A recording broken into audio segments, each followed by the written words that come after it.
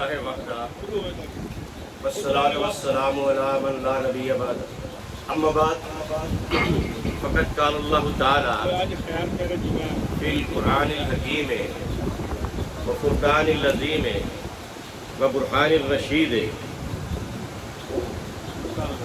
وارشاد العظیم اعوذ باللہ من الشیطان الرجیم بسم اللہ الرحمن الرحیم ان اللہ یأمرکم ان تؤدوا الامانات الى اہلها وَإِذَا حَكَمْتُمْ بَيْنَ النَّاسِ أَن تَحْكُمُوا بِالْعَدْلِ إِنَّ اللَّهَ نِعِمَّا يَعِظُكُمْ بِهِ إِنَّ اللَّهَ كَانَ سَمِيعًا بَصِيرًا صدق اللہ العظیم۔ سورہ نساء ہے اور سورہ نساء کی 58ویں آیت ہے۔ ان اللہ یقیناً اللہ یامرکم تم سب کو حکم دیتا ہے ان تؤدوا الامانات کہ اپنی امانتوں کو الی اہلہا ان کے سپرد کرو جو اس کے اہل ہیں۔ وَإِذَا حَكَمْتُمْ بَيْنَ النَّاسِ اور جب تم لوگوں میں فیصلہ کرنا چاہو یا فیصلہ کرو ان تحکموا بالعدل تو فیصلہ عدل کے ساتھ کرنا۔ ان اللہ نعم یعظکم بہ بے شک اللہ تمہیں کیا ہی بہترین خوبصورت اچھی نصیحت فرماتا ہے۔ ان اللہ کان سمیعا بصیرا بے شک اللہ تعالیٰ سنتا اور دیکھتا ہے۔ سورہ نساء ہے جس میں اللہ تعالیٰ ارشاد فرماتا ہے کہ یہ جو تمہاری امانتیں ہیں ان کو ان کے سپرد کرو جو اس کے اہل ہیں۔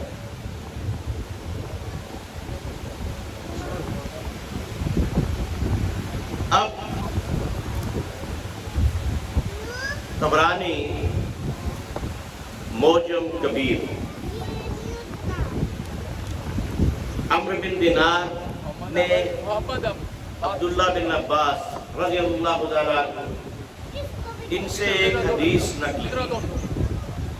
حدیث نمبر ہے 11216۔ حدیث نمبر ہے 11216۔ عبداللہ ابن عباس فرماتے ہیں کہ حضور اکرم صلی اللہ علیہ وسلم نے ارشاد فرمایا جس کو مسلمانوں کا حاکم بنا دیا جائے پھر اس نے ان پر کسی ایسے شخص کو حاکم بنا دیا جس کے بارے میں یہ خود جانتا ہے کہ اس سے بہتر اور اس سے زیادہ کتاب و سنت کا عالم مسلمانوں میں موجود ہے تو اس نے اللہ اور اللہ کے رسول اور تمام مسلمانوں سے خیانت کی۔ اب بات کیا ہے؟ امانت۔ لا ایمان لمن لا امانت لہ۔ مسند احمد بن حنبل کی 12383 نمبر حدیث ہے کہ اس کا ایمان نہیں جو امانت دار ہے۔ مسلمانوں کا حاکم جب بن جائے تو اس کا فرض یہ ہے کہ وہ باقی حاکم وہ بنائے جو قرآن اور سنت کے سب سے زیادہ عالم اور ان پر عمل کرنے والے ہیں، اور اگر وہ ایسا نہیں کرتا تو اس نے خیانت کی. لا ایمان لمن لا امانت لہ، اس کا ایمان ہی نہیں جو امانت دار ہے. ان تؤدوا الامانات الی اہلہا، اپنی امانتوں کو ان کے سپرد کرو جو اس کے اہل ہیں. اب حضرت ابوبکر صدیق رضی اللہ تعالیٰ عنہ کو جب خلیفہ مقرر کیا گیا تو انہوں نے کیا بات کہی، کیا گفتگو کی، کیا خطبہ دیا. پہلا خطبہ جو انہوں نے دیا، کہتے ہیں ایھا الناس، اے لوگو، فَإِنِّي قَدْ وَلَيْتُ عَلَيْكُمْ، مجھے تم پر حاکم مقرر کر دیا گیا ہے. ولی بنا دیا گیا. اب جو ولی کا مطلب دوست کرتے ہیں وہ یہاں بتائیں کہ حضرت ابوبکر صدیق اس وقت اپنے آپ کو دوست کہہ رہے تھے یا حاکم کہہ رہے تھے؟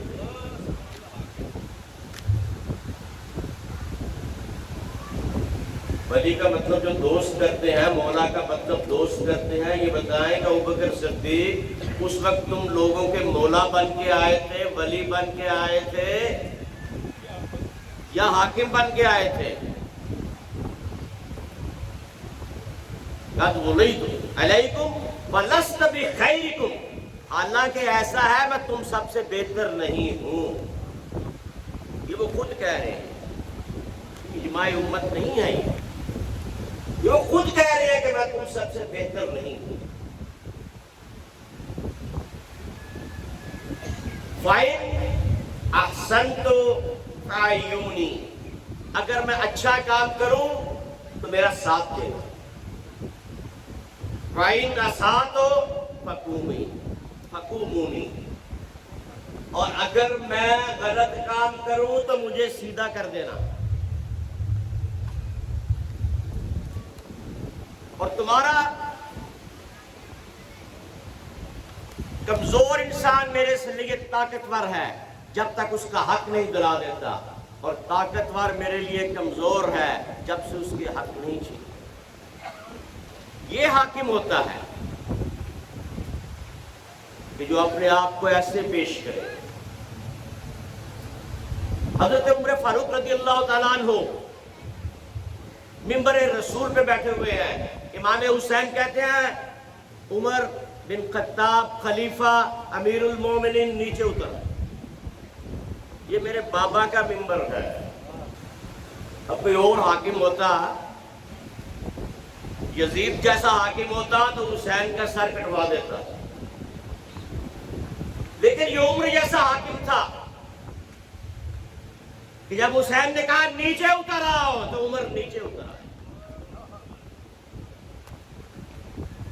اور اٹھا کے اپنے سینے سے لگایا اور اپنے سر کے بال لوگوں کو دکھائے اور کہا لوگوں یہ میرے بال بھی اس شہزادے کے اگائے ہوئے ہیں. اب مجھے یہ بتاؤ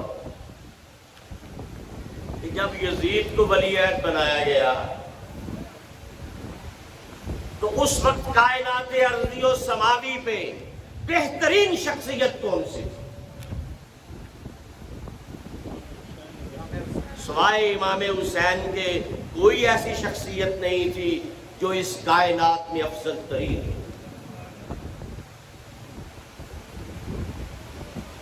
حق تو یہ تھا کہ امانت دار کے سپرد کی جاتی. امام حسین علیہ السلام کے سپرد ان کی وہ امانت کر دی جاتی جو رسول اللہ صلی اللہ علیہ وآلہ وسلم کے فرمان کے مطابق کہ حاکم اس کو بناؤ جو تم میں سب سے زیادہ قرآن و سنت کو سمجھنے اور اس پہ عمل کرنے والا. اور حسین علیہ السلام سے زیادہ قرآن پہ نہ کوئی عمل کرنے والا تھا اور نہ کوئی قرآن اور سنت کو سمجھنے والا. یہ کتاب میں نے آج نہیں لکھی، یہ آج سے 12 سال پہلے کی یہ تفسیر ہے. اور یہ اس میں لکھا ہے امانت، الیکشن اور واقعہ کربلا. یہ آج کی بات نہیں ہے کہ آج ہم منتخب اس طرح کرتے ہیں ووٹ دے کے. اس وقت ووٹ کو بیعت کہا جاتا. آپ لوگوں کے پاس الیکشن میں لوگ آتے ہیں ہمیں ووٹ دے دیں، آپ کہتے ہو ٹھیک ہے یہ میری برادری کا ہے اس کو دے دیتے ہیں. کوئی کہتا ہے ٹھیک ہے مجھے فلاں نے کہا ہے میں اس کو دے دیتا ہوں. خدا کی قسم قیامت کے دن تم سے پوچھا جائے گا تمہارے ووٹ سے جو شخص ایم این اے، ایم پی اے، وزیر، وزیر اعظم، صدر، ایم ایل اے کچھ بھی بنتا ہے، کونسلر بنتا ہے، چیئرمین بنتا ہے، اگر کوئی غلط کام کرتا ہے تو تمہارا اس میں حصہ ہے. کلکم رائن وکلکم مسئول عن رعیتہ. تم سب سے پوچھا جائے گا تمہاری رعایا کے بارے میں. گھر کا سربراہ خاوند کی رعایا اس کے گھر ہے، ڈی سی کی رعایا اس کا ضلع ہے، وزیر اعظم کی رعایا اس کا ملک ہے. یہ پوچھا جائے گا کل کہ تم کیسے حکمران تھے، تم نے کیا کیا.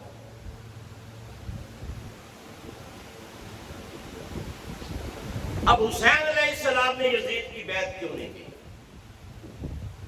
فلسفہ بیعت ہے کہ حسین علیہ السلام نے یزید کی بیعت کیوں نہیں کی. ووٹ تھا نا، ایک ووٹ ہی تھا، صحابہ نے دے دیا تھا، سارے صحابہ نے دے دیا تھا، عبداللہ ابن عمر نے دے دیا تھا، ابو ایوب انصاری نے دے دیا تھا، انس بن مالک نے دے دیا تھا، بڑے بڑے نامور لوگ تھے جنہوں نے ووٹ دے دیے تھے. تو حسین نے ووٹ کیوں نہیں دیا؟ مولانا سید ابو الاعلی مودودی جب ان سے یہ سوال کیا گیا کہ مولانا بتائیں کہ جب صحابہ نے ووٹ دے دیے تو حسین علیہ السلام نے ووٹ کیوں نہیں دیا؟ مولانا مودودی نے کہا یہ سوال نہ کرو، سوال یہ کرو کہ جب حسین نے بیعت نہیں کی تو باقیوں نے بیعت کیوں کی؟ جب حسین نے ووٹ نہیں دیا تو باقیوں نے ووٹ کیوں دیا؟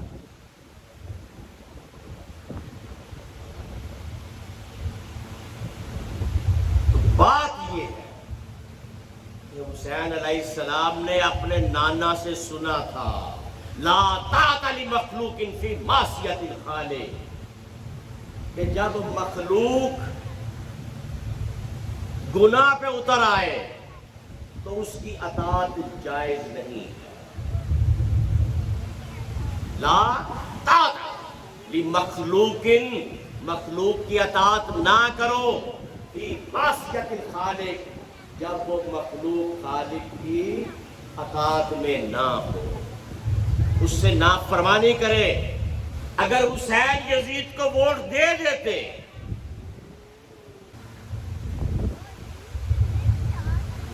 تو حسین علیہ السلام کو دو چیزیں سامنے تھیں.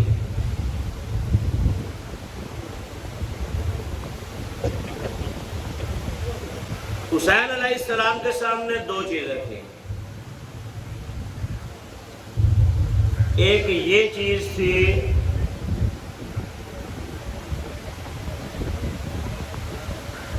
قرآن کی آیت تھی ان تؤدوا الامانات الی اہلھا، امانت اس کے سپرد کرو، ووٹ اس کے سپرد کرو، بیعت اس کی کرو جو اس کا اہل ہے. اور دوسری یہ تھی لا طاعۃ لمخلوق فی معصیۃ الخالق، اس مخلوق کی اطاعت نہ کرو، بیعت نہ کرو جو خالق کا گناہگار ہو. اب یہ دین تمہارے پاس بچا جو ہے نا، دین یہ بچا کیوں ہے؟ تورات کیوں نہیں بچی؟ انجیل کیوں نہیں بچی؟ زبور کیوں نہیں بچی؟ اس لیے کہ ان نبیوں کے پاس حسین نہیں تھا. یہ قرآن کیوں بچ گیا؟ یہ نماز کیوں بچ گئی؟ یہ زکوٰۃ کیوں بچ گئی؟ یہ حج کیوں بچ گیا؟ یہ روزے کیوں بچ گئے؟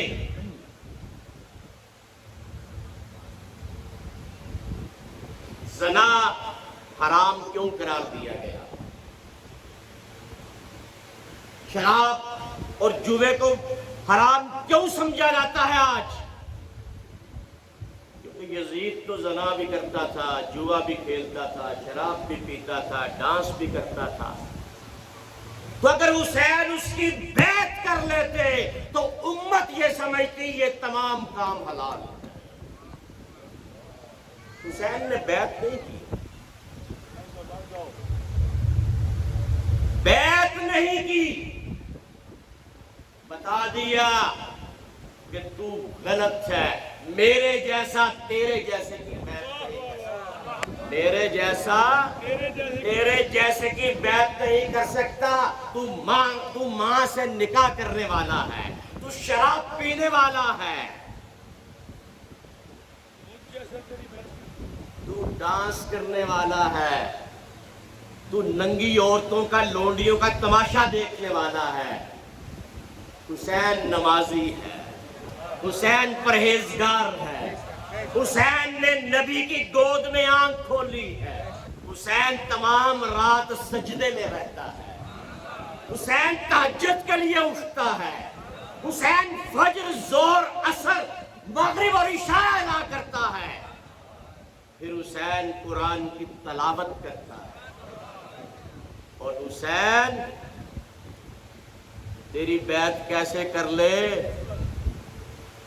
کہ اگر تیری بیعت کر لے تو پھر حسین یہ ثابت کیسے کرے کہ الحسین منی وانا من الحسین، حسین مجھ سے ہے اور میں حسین سے ہوں۔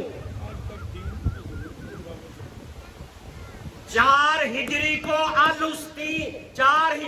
الحسین منی ہوا، حسین پیدا ہوئے تو حسین حضور سے تھے۔ 61 ہجری کو جب سر نیزے پہ گیا تو انا من الحسین، آج مصطفیٰ کربلا کا مصطفیٰ حسین ہوا۔ تو اگر بیعت یزید کر لیتے تو انا من الیزید تو نہیں ہو سکتے تھے معاذ اللہ حضور۔ تو اس لیے حسین کو پتا تھا کہ نبی نے مجھ سے ہونا ہے، یزید سے نہیں ہونا۔ تو یہ بات تھی کہ حسین نے سر کٹانا قبول کر لیا۔ حسین علیہ السلام نے یہ نہیں سوچا۔ مجھے ایک بات بتا دو، ایک طرف تمہیں یہ کہا جائے کہ تمہیں گورنری دی جاتی ہے، تمہاری جان بخشی کی جاتی ہے، صرف ایک ووٹ دے دو، تم میں سے کتنے لوگوں کو یہ کر دو گے؟ سب ہی کر دیں گے۔ لیکن ہم میں اور حسین میں فرق یہ ہے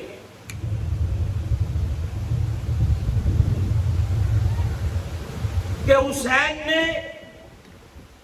دنیا کو نہیں دیکھا، حسین کی نظر اپنے نانا پہ تھی۔ حسین نے نانا کو دیکھا کہ نانا کیا کہہ رہا ہے۔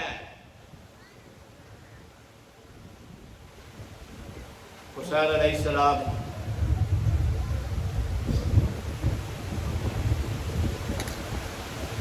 آتے ہیں تو حضور آرام فرما رہے ہیں۔ ام المومنین کہتی ہیں کہ حضور آرام فرما رہے ہیں، چھوٹے ہیں 5-6 سال کے۔ حسین واپس جاتے ہیں، ابھی ایک 2 قدم اٹھائے تو حضور اکرم بغیر جوتی کے، بغیر قبا کے، بغیر امامہ کے باہر آ جاتے ہیں۔ حسین حسین حسین کدھر جا رہے ہو؟ حسین کو اٹھا لیتے ہیں۔ اندر لے آتے ہیں، کرتا اتارتے ہیں، حسین کی گردن پہ بوسہ دیتے ہیں، یہاں پہ حسین کے سینے پہ بوسہ دیتے ہیں، حسین کے بازوئے پہ بوسہ دیتے ہیں۔ ام المومنین پوچھتی ہے یا رسول اللہ یہ کیا ہے؟